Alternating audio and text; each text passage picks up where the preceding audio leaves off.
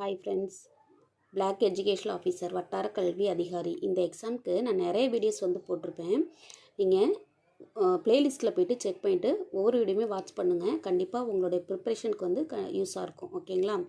நம்ம தொடர்ந்து இந்த டெஸ்ட் பேட்ச் நான் கொடுத்துட்ருக்கேன். இப்போது இது வரைக்கும் ஒரு 14 டெஸ்ட்டு முடிஞ்சிருக்கு. ஓகேங்களா? 14 டெஸ்ட்டு, அதாவது சைக்காலஜி அண்டு மேக்ஸ், இது ரெண்டும் நம்ம எடுத்திருக்கோம். இது முடிச்சுட்டு அடுத்த சப்ஜெக்ட் நம்ம ஆரம்பிக்கலாம். ஓகேங்களா?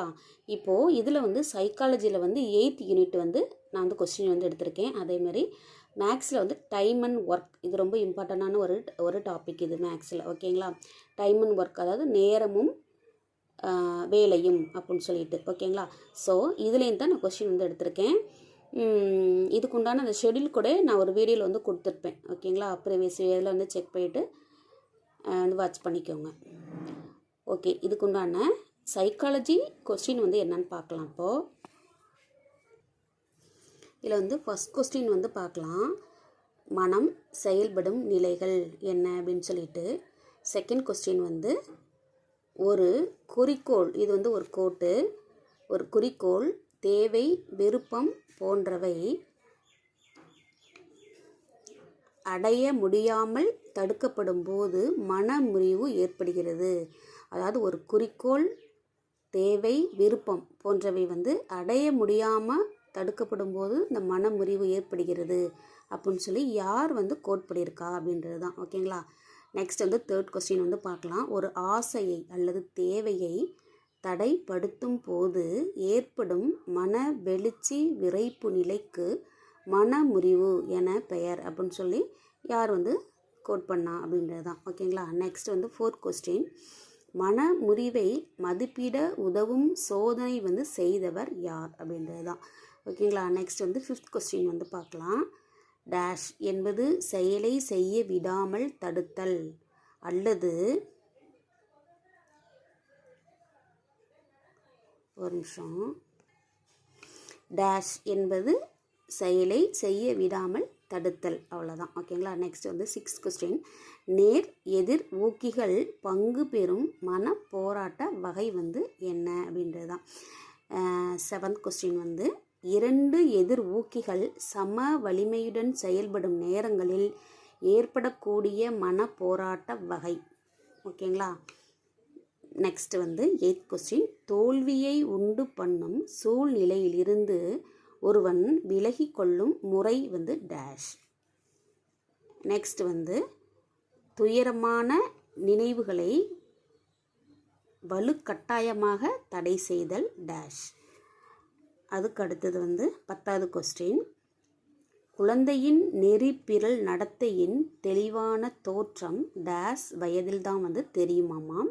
குழந்தையோடைய நெறிப்பிரல், அந்த நடத்தை அதோடைய தெளிவான ஒரு நமக்கு எந்த வயசில் நமக்கு தெரியும் அப்படின்றது தான் கொஸ்டின். நெக்ஸ்ட் எக்குற்றங்களை பெரியவர்கள் செய்து சட்டப்படி தண்டிக்க, எந்த குற்றங்களை பெரியவர்கள் செய்து சட்டப்படி தண்டிக்கப்படுகிறார்களோ அதை குழந்தைகள் செய்தால் நெறிப்பிரல் உடையவர்களாக கருதப்படுவர் அப்படின்னு யார் சொன்னது அப்படின்றதான். ஓகேங்களா? நெக்ஸ்ட் 12வது கொஸ்டின், மனநலம் அப்படின்றது ஒருவனது ஆளுமையின் நிறைவான இசைவான செயல்பாட்டினை குறிப்பது. இதை கூறியவர் யார்? இதை நீங்கள் படிக்கும்போதே உங்களுக்கு தெரிஞ்சிருக்கும் இது எந்த ஒரு அறிஞர் அப்படின்னு சொல்லிட்டு. நெக்ஸ்ட் 13வது கொஸ்டின், மனவியல் இயக்கத்தின், அதாவது மனவியல் இயக்க தந்தை அப்படின்னு சொல்லி யார் சொல்கிறோம் அப்படின்றது தான். ஓகேங்களா? இது 8th யூனிட்லேருந்து, அதாவது பிஓ சிலபஸில் 8th யூனிட்லேருந்து நான் எடுத்திருக்கேன். ஓகேங்களா? நெக்ஸ்ட் நம்ம மேக்ஸ் கொஸ்டின் பார்க்கலாம். மேக்ஸில் பார்த்தீங்கன்னா டைம் அண்ட் ஒர்க், ஓகேவா, அதுலேருந்து தான் நம்ம எடுத்திருக்கோம். ஃபஸ்ட் கொஸ்டின் ஒரு 7 ஆட்கள் ஒரு வேலையை 52 நாட்களில் செய்து முடிக்கின்றனர். ஓகே, அதே வேலையை 26 ஆட்கள் எத்தனை நாட்களில் செய்து முடிப்பார்கள் அப்படின்றது. இது ஒரு சிம்பிளான ஒரு சம் தான். ஓகேங்களா? நான் கொடுத்துருக்கிற இந்த சம் வந்து ஒவ்வொன்றுமே ஒவ்வொரு டைப்பு. ஓகேங்களா? அப்போ நீங்கள் என்ன பண்ணணும் அப்படின்னா, இந்த மாதிரி நான் இந்த ஃபஸ்ட்டு சம் கொடுத்துருக்கேன் அப்படின்னா இது மாதிரி ஒரு 4 சம் ஒரு 5 சம் எடுத்து நீங்கள் வந்து ஒர்க் அவுட் பண்ணி பார்க்கணும். ஓகேங்களா? நம்ம எப்போதுமே மேக்ஸ் வந்து பார்க்கும்போது ஈஸியாக இருக்கும். ஓகேங்களா? அதை வந்து நம்ம இந்த ஸ்டெப்போடு நம்ம போடும்போது தான் நமக்கு வந்து அதோடைய டிஃபிகல்ட் வந்து தெரியும். ஓகேங்களா? அதனால் எப்போதுமே மேக்ஸ் வந்து போடும்போது ஒரு ஸ்லேட்டையோ இல்லை ஏதாவது ரஃப் நோட்டையோ எடுத்து வச்சுக்கோங்க. இது மாதிரி வந்து நீங்கள் ஏற்கனவே இப்போ இந்த சம் வந்து நான் கொடுத்துருக்கேன்னா கண்டிப்பாக இதை வந்து நீங்கள் காப்பி பண்ணுவீங்க. அந்த காப்பி பண்ணிவிட்டு இதை வந்து ஒர்க் அவுட் பண்ணும்போது இது மாதிரி என்னென்ன சம்ஸ்லாம் இருக்குது அப்படின்னு சொல்லி நீங்கள் வந்து அந்த எக்ஸாம்பிள் சம்ஸ் எல்லாம் அந்த ஒரு நோட்டில் ஒரு ரஃப் நோட்டில் வந்து நிறைய வந்து ஒர்க் அவுட் பண்ணி பாருங்கள். ஓகேங்களா? கண்ணால் பார்க்கும்போது ஈஸியாக இருக்கும், நமக்கு அப்போதைக்கு புரிகிற மாதிரி இருக்கும். ஓகேங்களா? நமக்கு வந்து எக்ஸாமில் இது வந்து எந்த இதுக்குமே நமக்கு வந்து யூஸ் ஆகாது. நம்ம எந்த அளவுக்கு ஒரு ஸ்லேட்லேயோ இல்லை ரஃப் நோட்லேயோ நம்ம வந்து நிறைய வந்து ப்ராக்டிஸ் எடுத்தால் மட்டும்தான் மேக்ஸில் வந்து ஒரு குறிப்பிட்ட அந்த அதாவது வந்து இந்த டிஎன்பிஎஸ்சி எக்ஸாம் போகிறவங்களாம் வந்து அந்த டைம் கன்ஃபியூஷன். ஓகேங்களா? அந்த டைம் மேனேஜ்மெண்ட் வந்து ரொம்பவே அவங்களுக்கு வந்து இம்பார்ட்டண்ட்டாக இருக்கும். ஏன்னா ஒரு 3 ஹவர்ஸில் வந்து நம்ம ஒரு 200 கொஸ்டின்ஸ் வந்து நம்ம அட்டன் பண்ணணும். அப்போது மேக்ஸ் நமக்கு டக்குன்னு பார்த்தோன்னே போடுற மாதிரி இருந்துச்சு அப்படின்னா கண்டிப்பாக நமக்கு டைம் வந்து சேவ் ஆகும். இல்லைனா நமக்கு இதுலேயே வந்து டைம் எடுத்துகிட்டு போயிடும். ஓகேங்களா? நம்ம ஒரு சம் வந்து பார்த்துட்டு நமக்கு ஆன்சர் வரலன்னா நம்ம என்ன பண்ணுவோம்னா அடுத்த கொஸ்டினுக்கு போக மாட்டோம், இதுலேயே உட்காந்துப்போம். ஓகேங்களா? அப்போ நமக்கு இதுலேயே வந்து டைம் வந்து கன்சப்ஷன் ஆகிடும். ஓகேங்களா? அதெல்லாம் அவாய்ட் பண்ணணும் அப்படின்னா நமக்கு கண்டிப்பாக வந்து ப்ராக்டிஸ் மேக்ஸை பொறுத்தவரை நீங்கள் வந்து ஒர்க் அவுட் பண்ணி பார்த்து தான் ஆகணும். ஓகேங்களா? நீங்கள் வந்து மேக்ஸ் மேஜராக இருந்தாலும் கூட. செகண்ட் கொஸ்டின் பார்க்கலாம். ஏபிசி இவர்கள் ஒரு குறிப்பிட்ட வேலையை வந்து 24, 6, 12 நாட்களில் வந்து முறையே முடிப்பார். அதாவது ஏபிசி 3 பேர் ஒரு குறிப்பிட்ட வேலையை வந்து ஏ வந்து 24, பி வந்து 6, சி வந்து 12 நாட்கள் வந்து செஞ்சு முடிச்சிடுறாங்க. அந்த மாதிரி செய்யும்போது மூவரும் வந்து சேர்ந்து முடித்தால் எவ்வளவு நாட்கள் ஆகும் அப்படின்றது தான். ஓகேங்களா? நெக்ஸ்ட் வந்து தேர்ட் சம். ஏபி ஒரு வேலையை 18 நாட்களிலும் பிசி அந்த வேலையை வந்து 24 நாட்களிலும் சிஏ வந்து அந்த வேலையை 36 நாட்களிலும் செய்து முடிப்பர். மூவரும் சேர்ந்து முடிக்க ஆகும் நாட்கள். ஓகேவா? அந்த முன்னாடி சம்முக்கும் இந்த அதாவது செகண்ட் சம்முக்கும் தேர்ட் சம்முக்கும் என்ன டிஃப்ரெண்ட்னு பார்த்துக்கோங்க. நெக்ஸ்ட் வந்து ஃபோர்த்து சம். 3 ஆண்கள் அல்லது 4 பெண்கள் ஒரு வேலையை 43 நாட்களில் வந்து அறுவடை செய்கிறாங்க. அதாவது ஒரு வேலை செய்கிறாங்க, அந்த வேலையை வந்து 43 நாட்களில் வந்து செஞ்சு முடிச்சிடுறாங்க. ஓகேவா? எனில் 7 ஆண்கள் மற்றும் 5 பெண்கள் எத்தனை நாட்களில் வந்து அந்த வேலையை வந்து அறுவடை செய்கிறாங்க. அதாவது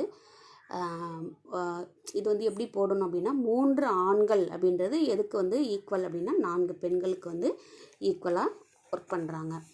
அடுத்தது 5th சம். 5 பெண்கள் தினமும் 6 மணி நேரம் வேலை செய்து 6 நாட்களில் 10 பொம்மைகள் வந்து செய்வர். ஓகேவா? இதுக்கு ஒரு ஃபார்முலா வந்து யூஸ் பண்ணணும்.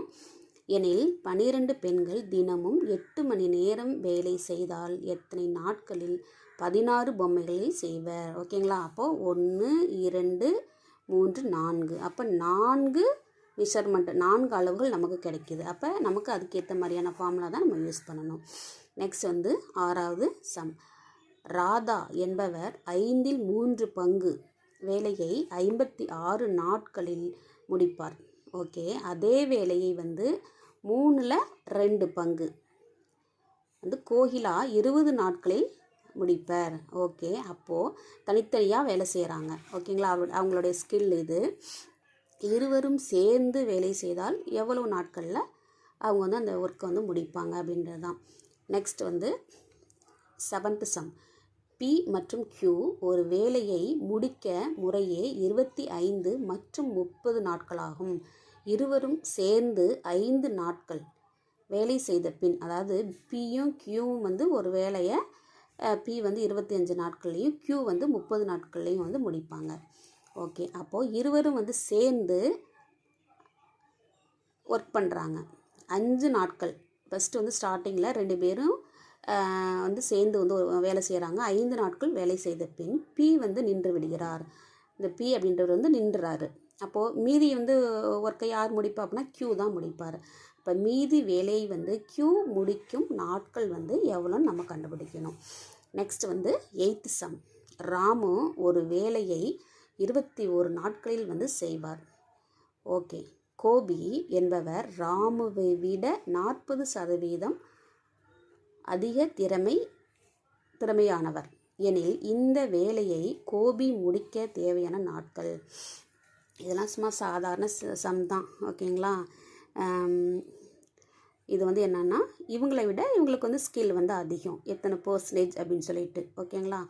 அப்போது அதை நம்ம கண்டுபிடிச்சி போடணும். இந்த 8 சம்முமே நமக்கு ஒரு 8 வகையான ஒரு 8 டைப் ஆஃப் கொஸ்டின் இது. ஓகேங்களா. நமக்கு இந்த 8 கொஸ்டினுமே நீங்கள் என்ன பண்ணணும்னா இது மாதிரி ஒரு 4-5 சம் எடுத்து நான் முன்னமே சொன்ன மாதிரி ஒர்க் அவுட் பண்ணி பார்த்தா தான் உங்களால் அந்த மேக்ஸில் வந்து ஃபுல் மார்க் வந்து ஸ்கோர் பண்ண முடியும். ஓகேங்களா. இப்போ நீங்கள் வந்து ப்ராக்டிஸ் பண்ணும்போது ரொம்ப ஸ்ட்ரகிளாக நீங்கள் வந்து ஃபீல் பண்ணீங்க அப்படின்னா உங்களுக்கு எக்ஸாம் ஹால் ரொம்பவே கஷ்டமாயிடும். ஓகேங்களா. நமக்கு டைம் கன்செப்ஷனும் வந்து பிரச்சனை ஆகிடும். Okay, thank you.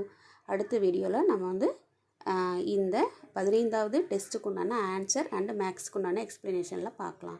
தேங்க்யூப்பா. தொடர்ந்து படிங்க. வந்து லூஸ் விடாமல் படிங்க. ஓகேங்களா. நீங்கள் வந்து எந்த இடத்துல நீங்கள் லூஸ் விடுறீங்களோ திரும்பி நீங்கள் ஒரு 1 வீக் இல்லைன்னா வந்து ஒரு 10 days நீங்கள் வந்து விட்டுட்டு நீங்கள் வந்து படிச்சிங்க அப்படின்னா திரும்பி ஃபஸ்ட்லேருந்து ஆரம்பிக்கிற மாதிரி ஆகும்.